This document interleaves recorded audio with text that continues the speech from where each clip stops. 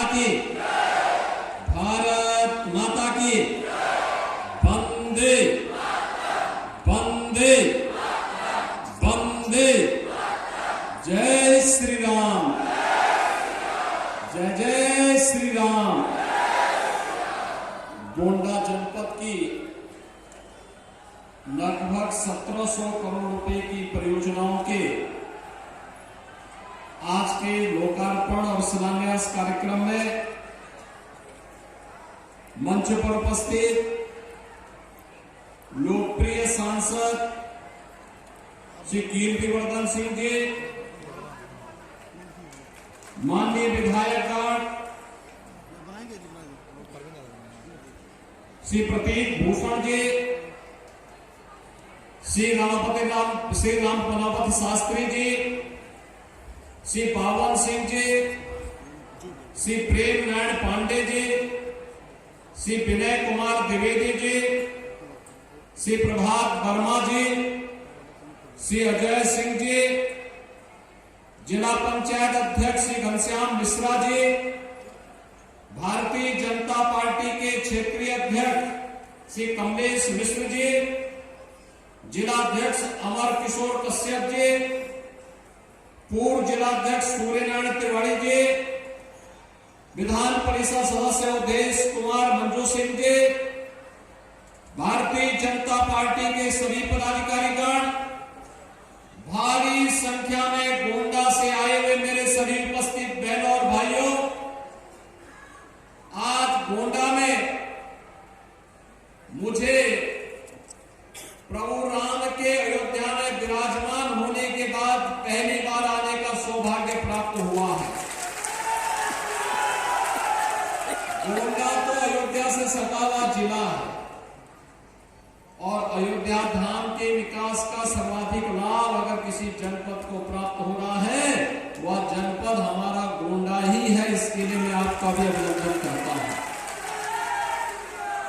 होली के पहले एक बार फिर से 1700 करोड़ रुपए की परियोजनाओं के साथ हमारे जनप्रतिनिधि आपके जनपद के, जिनकी मेहनत से, जिनके परिश्रम से ये सुविधा आपको प्राप्त हो रही है, इसकी भी मैं आप सबको बधाई देता हूं, आप सबके प्रति अपनी शुभकामनाएं देता हूं। बहनों और भाइयों, आज हमारा देश बदल चुका है। एक नए भारत में हम रह रहे हैं। एक ऐसा भारत जिसने दुनिया में भारत के 140 करोड़ लोगों के सम्मान को बढ़ाया है, उनके गौरव को बढ़ाया है, तो देश के अंदर सुरक्षा का बेहतर माहौल भी दिया है। आतंकवाद, नक्सलवाद सब समाप्त। अब देश सुरक्षा की नहीं बल्कि समृद्धि की एक नित नए प्रतिमान को बढ़ता हुआ आगे बढ़ रहा है। आजादी के अमृत महोत्सव में भारत ने 5वीं बड़ी अर्थव्यवस्था के रूप में दुनिया में अपना स्थान बनाया है और आज मैं आह्वान करने के लिए आया हूं कि मोदी जी को तीसरा कार्यकाल दीजिए। भारत मोदी जी के नेतृत्व में तीसरी बड़ी अर्थव्यवस्था बनेगा, दुनिया के सुमार बनकर के नेतृत्वकर्ता के रूप में स्थापित होगा। बहनों भाइयों, इसीलिए तो प्रधानमंत्री जी कहते हैं कि हमारा एक ही संकल्प होना चाहिए। क्या होना चाहिए? हमारा संकल्प विकसित भारत। क्या होना चाहिए? हमारा संकल्प विकसित भारत। और विकसित भारत के लिए विकसित उत्तर प्रदेश आवश्यक है और विकसित उत्तर प्रदेश के लिए विकसित गोंडा भी आवश्यक है और विकसित गोंडा के लिए ही यहां की सड़कों को 4 लेन के साथ जोड़ने की कार्रवाई आगे बढ़ रही है। विकसित भारत के लिए ही गोंडा में मेडिकल कॉलेज दिया गया है। विकसित भारत के लिए ही ये 1700 करोड़ रुपए की परियोजनाएं यहां पर आई हैं। विकसित भारत के लिए ही वनटांगिया समुदाय को आजादी के बाद पहली बार इस डबल इंजन सरकार ने न्याय देने का काम किया है। विकसित भारत के लिए ही आज हम बाढ़ की परियोजनाओं को पूरा करने के लिए आपके पास आए हैं। से लंबित सरयू नहर राष्ट्रीय परियोजना को पूरा करने का काम हुआ है। बहनों भाइयों, कोई सोचता था कि श्रावस्ती भी वायु सेवा से जुड़ेगा? कल मैं याद कर रहा था, कल मैं देख रहा था, श्रावस्ती में वायु सेवा शुरू हो गई। अयोध्या में इंटरनेशनल एयरपोर्ट बन चुका है। गोंडा को हम 4 लेन की कनेक्टिविटी से जोड़ने के लिए, अयोध्या से जोड़ने की बड़ी कार्रवाई को आगे बढ़ा रहे हैं और 84 कोसी परिक्रमा का मार्ग पर 8,000 करोड़ रुपए खर्च हो रहे हैं। 8,000 करोड़ रुपए, 60,000 करोड़ में आपका गोंडा जनपद भी आता है। भाइयों, विकास ऐसे आगे बढ़ता है। विकास के लिए उस प्रकार का कार्य, उस प्रकार के लोग, आप अनुमान करिए आपके एक वोट ने कैसे देश की तकदीर को बदल के रख दिया।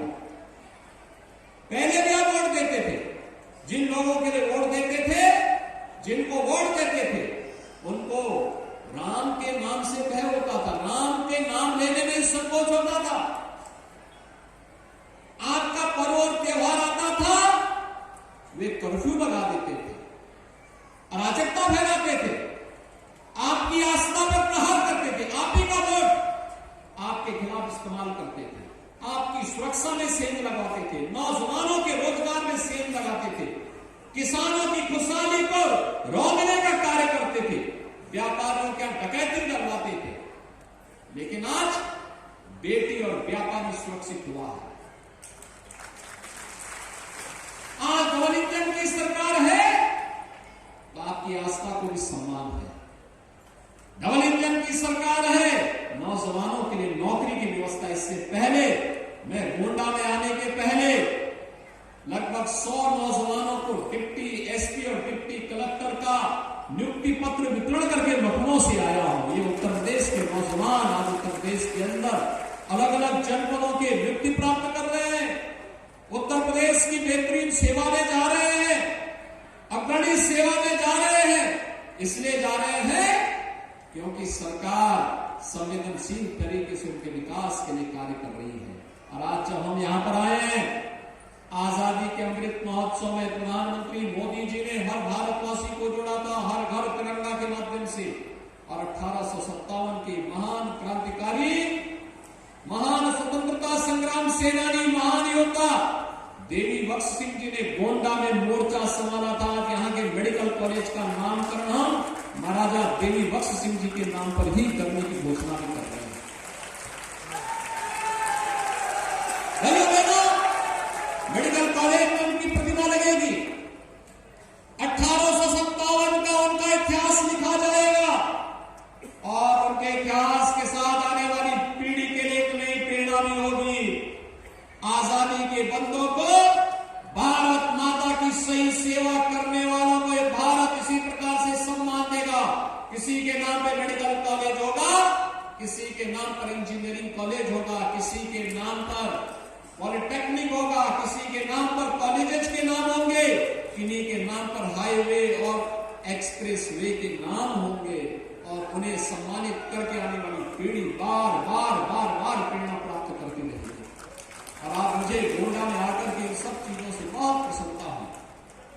बहनों और भाइयों, 2017 के पहले गोंडा की स्थिति क्या है? गोंडा जब स्वच्छता का सर्वे आया था 2017 में, वह 15-16 का था। सबसे गंदा शहर गोंडा था। तब मैंने प्रतीक भूषण को कहा था, मैंने कहा विधायक बने हो, जनता जनार्दन ने आशीर्वाद दिया है, गोंडा को स्वच्छ शहर के रूप में स्थापित करो। और इन्होंने उस समय प्रयास प्रारंभ किया। आज गोंडा साफ दिखाई देता है। और मैं कहूंगा मैं अपने जीवन का हिस्सा बनना चाहिए। मैं आगे जनप्रतिनिधियों का अभिनंदन करूंगा, जब भी आते हैं गोंडा के विकास के बारे में बात करने के लिए आते हैं। मैं बल्कि कभी कभी झड़कता है कि तुम हमेशा विकास के बारे में बात करते हो। कहते साहब, जनता ने इसी के लिए चुना, इसीलिए आए हैं। और मुझ पर तो ये लोग ऐसे मानते हैं जैसे घर का व्यक्ति हो तो झगड़ा नहीं करते, कहते नहीं हमें तो चाहिए था जितना विकास। और मैं फिर आज आपको कहने के लिए आया हूं, गोंडा में और देवीपाटन कमिश्नरी में विकास के कार्यों की कमी नहीं होने दी जाएगी। विकास के लिए पैसे की भी कमी नहीं होने दी जाएगी। करोगे, जो भी यहाँ के विकास के बारे में कहोगे, जिस प्रकार की कनेक्टिविटी की बात करोगे, जिस प्रकार के कार्यों को जो युवाओं के लिए, किसानों के लिए, महिलाओं के लिए, व्यापारियों के लिए, समाज के अधिक दबे हुए कुचले हुए लोगों के उत्थान के लिए, सीमा की सुरक्षा के लिए और यहां की बेहतरीन कनेक्टिविटी के लिए जितना भी कार्य हो पाएगा वह कम होगा और उसके लिए सरकार के खजाने हमेशा खुले होंगे, उसके लिए पैसे कभी बीच में आड़े नहीं आने देंगे।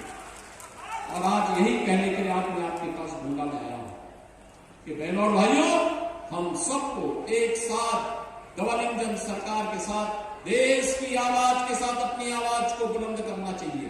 मैं पूछना चाहता हूं गोंडावासियों को, अगर ये डबल इंजन की सरकार नहीं होती तो क्या अयोध्या में रामलला का भव्य मंदिर का निर्माण हो पाया होता? क्या हो पाता? क्या ये सपा और कांग्रेस के लोग कर पाते? क्या उम्मीद करते थे? आपकी आस्था को कौन सम्मान दे रहा है? डबल इंजन की भारतीय जनता पार्टी की सरकार मोदी जी के नेतृत्व में चल रही है। एक गरीब को राशन देने का काम कौन कर रहा है? मोदी जी के नेतृत्व की डबल इंजन की सरकार। एक गरीब को स्वास्थ्य बीमा का 5 लाख रुपए का कवर कौन दे रहा है? मोदी जी के नेतृत्व की डबल इंजन की सरकार। एक गरीब को सिर ढकने के लिए छत कौन दे रहा है? मोदी जी के नेतृत्व की भारतीय जनता पार्टी की सरकार। एक नौजवान को रोजगार से कौन जोड़ रहा है? डबल इंजन की भारतीय जनता पार्टी सरकार। एक बेटी को और एक व्यापारी को सुरक्षा कौन प्रदान कर रहा है? ये डबल इंजन की भारतीय जनता पार्टी की सरकार। और इसीलिए तो पूरे देश के अंदर एक आवाज है, और आवाज है फिर एक बार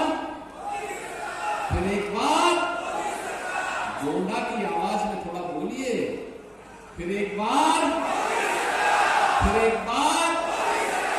सभी लोग सहमत है ना? तो बहनों और भाइयों, अयोध्या में कितने लोग अयोध्या दर्शन करने के लिए गए? और पूरा गोंडा ही चला गया, तो सब पड़ोस से होगा, तो आप लोग कैसे चले गए? आप लोग तो पैदल भी चुपचाप चले गए होंगे, तो कौन आपको रोकने वाला था? क्योंकि बीच में सरयू मैया है, इस पार से उस पार चले गए तो कोई पूछेगा नहीं। लेकिन आपने अच्छा किया। और मैं एक बात बताऊं, अयोध्या में रामलला के विराजमान होने का सर्वाधिक लाभ गोंडा को मिल रहा है। सारा विकास इधर ही आ रहा है, इधर ही आ रहा है। हमें उसके लिए तैयार होना पड़ेगा। बहनों और भाइयों, जब अच्छे लोग चुने जाते हैं, अच्छी सरकारें आती हैं, गरीब का कल्याण भी होता है, बिना भेदभाव की सुरक्षा भी मिलती है, विकास भी होता है, तो आस्था को ऐसे ही सम्मान मिलता है। कोई सोचता था अयोध्या में रामलला का मंदिर बन जाएगा? सपना था।